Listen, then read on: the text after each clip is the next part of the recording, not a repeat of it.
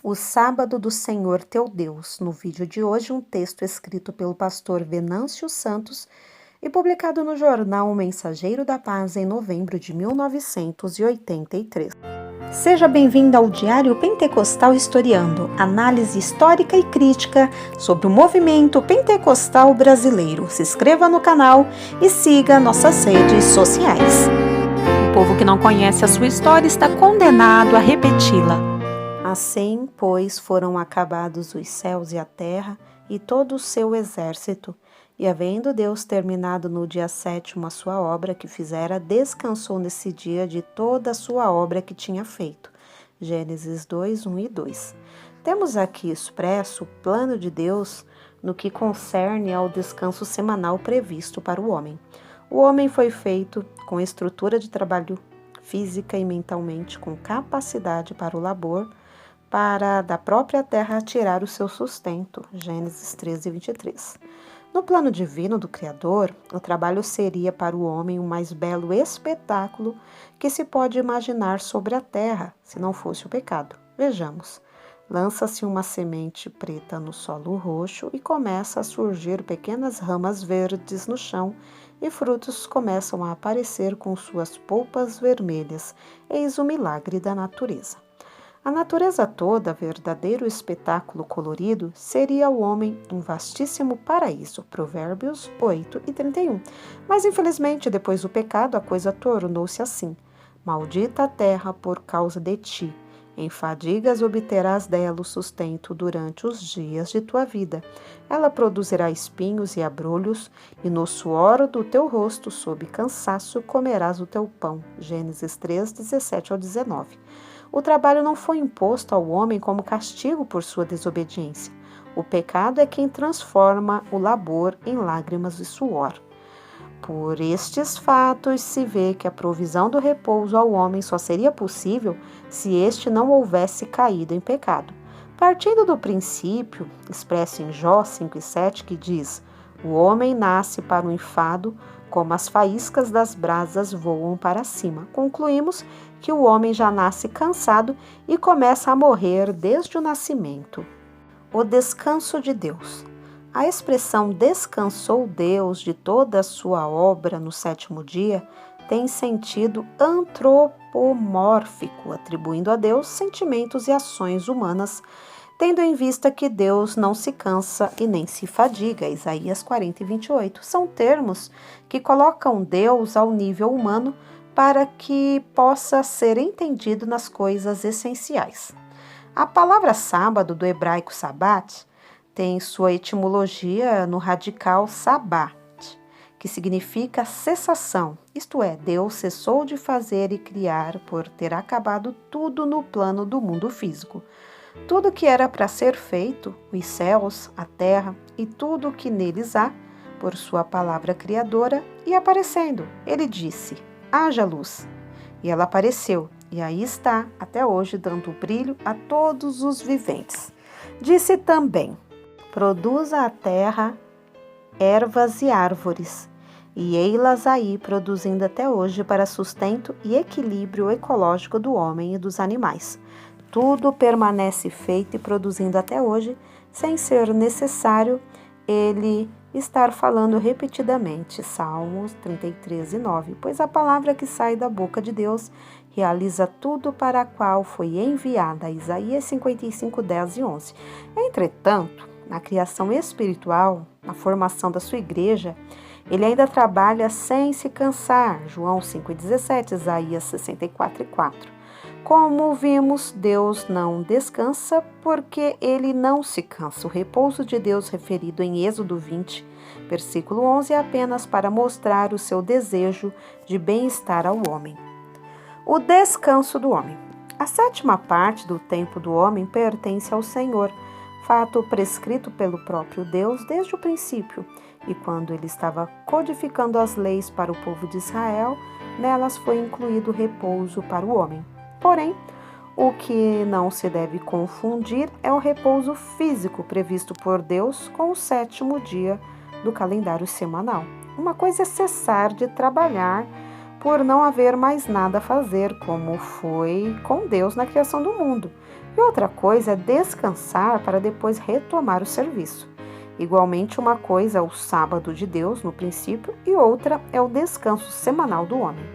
Houve isto, o sábado do fim da criação, e muitos anos depois veio o mandamento de Deus, Êxodo 16, 23, Êxodo 20, do 8 ao 11. O mandamento e o sétimo dia da criação. Quem está apto a provar que o primeiro dia da criação é o nosso domingo e o segundo é a nossa segunda-feira e etc.? Essa coordenação de nomes dos dias da semana atual veio às nossas mãos depois que o calendário passou por vários processos de mutação. Portanto, depois de quase 6.000 anos desde a restauração da Terra, não é possível encontrar-se mais o sétimo dia do término da criação. Ele se perdeu devido a alguns fatores de relevância, entre eles as várias manipulações dos povos egípcios, sumerianos, babilônios, assírios, chineses, hindus, hebreus, gregos e romanos. O calendário de que dispomos depois de passar por tantas reformas ainda é falho, ao ponto de já haver um projeto de reforma do mesmo, projeto este aprovado pela ONU, pelo Vaticano e também pelo governo brasileiro, criando-se, portanto, um calendário universal. Esse projeto contém apenas 2 sábados de guarda obrigatória em todo o mundo, portanto, ainda estará confuso como os demais. Além da mão do homem mudando por diversas vezes o calendário, o próprio Criador alterou a jornada dos dias em 2 fatos importantes.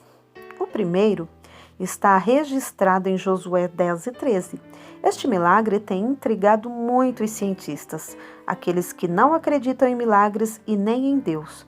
Neste acontecimento, o tempo atrasou-se por um dia inteiro, com o sol parado ao meio-dia. Concluímos então que se aquele dia era sexta, ficou sendo quinta, e se era sábado, ficou sendo sexta, e assim por diante. O outro fato foi quando Deus mostrou um sinal a Ezequias como prova de sua cura e do prolongamento de seus anos. A sombra lançada pelo sol no relógio de Acás retrocedeu 10 graus, Isaías 38 e 8. O curso do sol atrasou, alguém calculou 40 minutos. Eis aí a providência divina, misturando os dias, para que ninguém adore a criatura ao invés do Criador. Romanos 1 e 25. Dos 7 dias da semana, em qual deles Deus cessou toda a sua obra? O Senhor não quis que isto ficasse ao conhecimento dos homens, para evitar explorações supersticiosas, como também ficaram ocultos, além do Éden, em outros lugares da história da Bíblia. Recebemos isto como uma contribuição divina para o bem dos crentes, Romanos 8 e 28. O primeiro escritor da Bíblia foi Moisés, tendo como ponto de apoio a revelação divina que transportou o humilde escritor ao princípio, Gênesis 1, 1 e 2. Depois ele teve como ajuda a transmissão oral. A questão do dia de repouso foi revelado a Moisés e depois Deus mesmo falou com ele no Monte Sinai. O que o Senhor quer não é o dia, mas sim um dia, de maneira que, se a pessoa começar suas atividades no 7º dia, seu repouso será no 6º dia. Não importa em que dia da semana caia este dia de descanso, contando que lembre-se dele. Resta um repouso para o povo de Deus.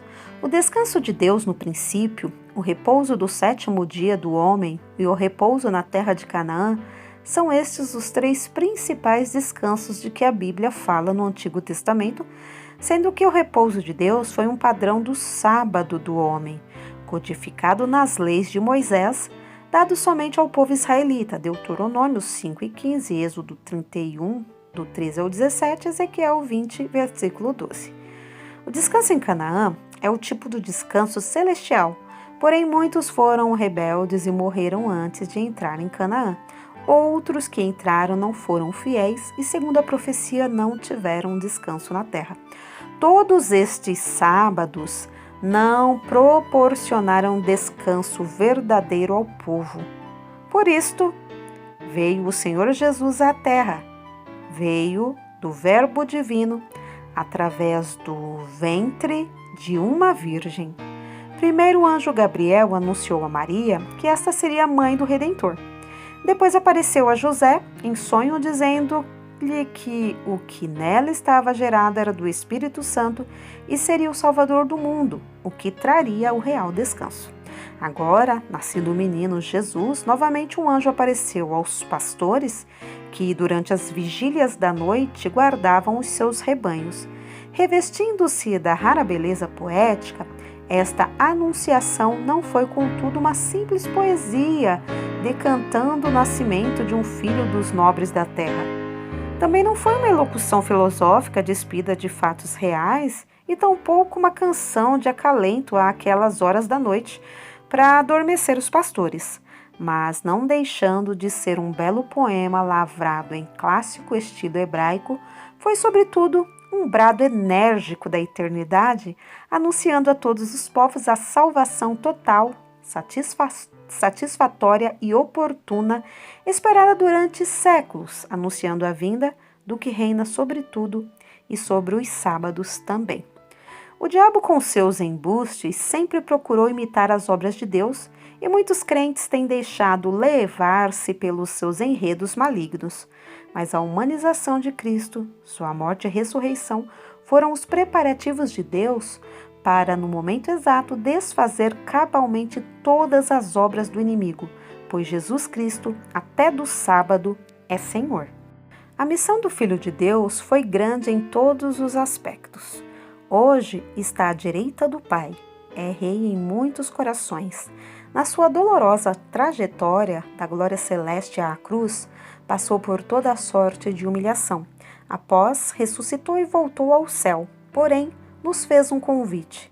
Vinde a mim, todos os que estáis cansados, e encontrareis descanso para as vossas almas. Mateus 11, do 28 ao 29.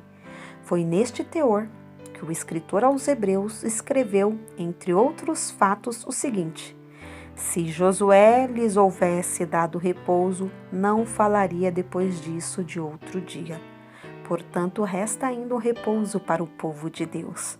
Nós aguardamos o descanso eterno na Canaã celestial e temos o Salvador Jesus Cristo, pois está escrito que resta ainda repouso. Jesus é o sábado do povo que o aceita neste tempo da graça. Jesus é a razão do descanso na Canaã celeste. Jesus é o descanso cabal e imutável no tempo e na eternidade.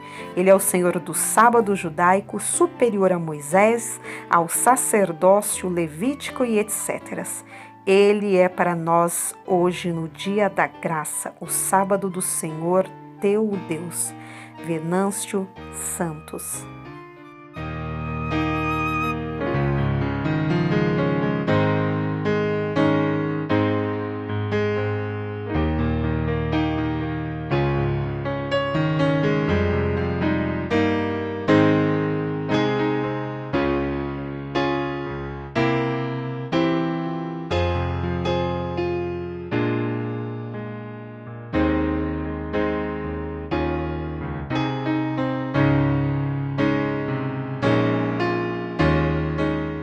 Porque nada podemos contra a verdade, senão pela verdade. Segunda carta aos Coríntios 13 e 8.